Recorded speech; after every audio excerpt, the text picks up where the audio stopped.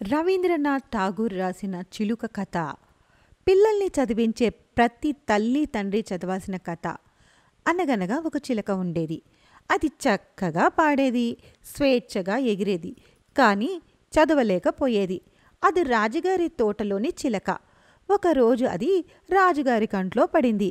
వెంటనే మంత్రిని పిలిచి ఎడ్యుకేటెడ్ అని ఆదేశించారు. దాన్ని ఎడ్యుకేట్ చేసే బాధ్యత రాజుగారి మేనల్లుడి మీద ఉంచారు మంత్రి. ఎలా చిలుకను ఎడ్యుకేట్ చేయటం? విద్యావేత్తలు అందరూ కూర్చొని తీవ్రంగా ఆలోచించారు. చిలక చదువు చెప్పాలంటే మొదట అది కుదురుగా ఉండాలి. అంటే అది ఎగరకూడదు. వెంటనే ఒక మంచి పంజరం చేయించారు. చిలకను అందులో కూర్చోబెట్టారు. కోచింగ్ ఇవ్వడానికి ఒక పండితుడు వచ్చాడు. చిలకను చూశాడు. ఈ చిలక్కి ఒక పుస్తకం సరిపోదు అన్నాడు. అంతే, గుట్టల కొద్దీ పుస్తకాలు వచ్చేశాయి. గంటల కొద్దీ చదువు మొదలైంది.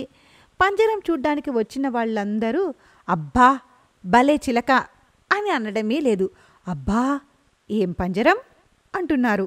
లేదంటే అబ్బో ఎంత చదువో అంటున్నారు. రాజుగారిని మెచ్చుకుంటున్నారు, మంత్రిగారిని ప్రశంసిస్తున్నారు. రాజుగారి మేనల్లుణ్ణి, పంజరం తయారు చేసిన కంసల్ని, చదువు చెప్పడానికి వచ్చిన పండితుణ్ణి ఆహా ఓహో అంటూ కీర్తిస్తూ ఉన్నారు. రాజుగారు మంత్రిగారికి మళ్ళీ ఒకసారి చెప్పారు. ఎన్ని లక్షల వరహాలు ఖర్చయినా పర్వాలేదు, చిలక్కి బాగా చదువు రావాలి, మంచి మేనేజ్ రావాలి అని అన్నారు. ఓ అలాగే అని 1,00,000 వరహాలు దపాలు దపాలుగా కోశాగారం నుంచి తెప్పించారు మంత్రిగారు. సెమిస్టర్లు గడుస్తున్నాయి. ఓ రోజు రాజుగారికి చిలక ఎలా చదువుతుందో చూడాలి అని అనిపించింది. అంతే, వెంటనే ఏర్పాట్లు జరిగిపోయాయి. చిలకను చూడ్డానికి రాజుగారు వస్తున్నారేమో అని తప్పట్లు, తాళాలు, పెద్ద పెద్ద శబ్దాలు చేశారు. బూరలతో ఒక హోరు. రాజుగారి పరివారం అంతా రాజు కంటే ముందే చిలక దగ్గరికి చేరిపోయింది. అయితే ఆ పంజరంలోని చిలకను గురించి ఎవ్వరూ పట్టించుకోవడం లేదు. ఎవ్వరూ దాని వైపైనా చూడ్డం లేదు. పండితుడు ఒక్కడే చూస్తున్నాడు. ఆయనైనా చిలక సరిగ్గా చదువుతుందా లేదా అని చూస్తున్నారే తప్ప చిలక ఎలా ఉంది అని చూడ్డమే లేదు. చిలక బాగా నీరసించిపోయింది. మానసికంగా బాగా నలిగిపోయింది. ఆ రోజైతే రాజుగారి సందర్శన ధ్వనులకు చిలక సగం చచ్చిపోయింది. ఆ తర్వాత కొద్ది రోజులకే పూర్తి ప్రాణం విడిచింది. ఆ సంగతి ఎవ్వరికీ తెలియదు. తెలిసినా వాళ్ళు ఎవ్వరికీ చెప్పలేరు. ముఖ్యంగా రాజుగారికి అస్సలు చెప్పలేరు.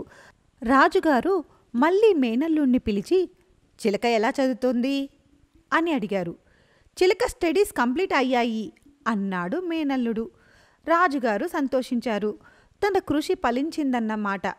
ఇప్పటికీ అల్లరి చిల్లరిగా తిరుగుతోందా అని అడిగారు. ఎగరనే ఎగరదు. ఏ పాట పడితే ఆ పాట పాడుతుందా? పాడనే పాడదు. సరే, చిలకను ఒకసారి నా దగ్గరికి తీసుకురా అన్నాడు. తీసుకొచ్చాడు మేనల్లుడు. చిలక నోరు తెరవడం లేదు. ఒక్క మాట కూడా మాట్లాడడం లేదు. చిలుక కడుపు ఉబ్బెత్తుగా ఉంది. చిలుక అసలు కదలనే కదలడం లేదు. ఆ కడుపులోనిదేమిటి అని అడిగాడు రాజుగారు. జ్ఞానం అమ్మయ్యా, జ్ఞానం అని చెప్పాడు మేనల్లుడు. చిలుక చనిపోయినట్లు ఉంది కదా అడిగాడు రాజు. చిలుక చదివిందా లేదా అన్నదే నా బాధ్యత, చచ్చిందా బతికిందా అని అన్నది కాదు అన్నట్లు రాజుగారి వైపు చూశాడు మేనల్లుడు. 100 ఏళ్ల క్రితం విశ్వకవి రవీంద్రనాథ్ ఠాగూర్ రాసిన ఈ చిలుక కథ ఇప్పటి కార్పొరేట్ విద్యా సంస్థలకు సరిగ్గా సరిపోతుంది. విద్యార్థులు ఎంత మానసికంగా నలిగిపోతూ ఉన్నారో, ఎలా ఆత్మహత్యలు చేసుకుంటూ ఉన్నారో ఈ కథ ఉదంతం మనకు తెలియచేస్తుంది.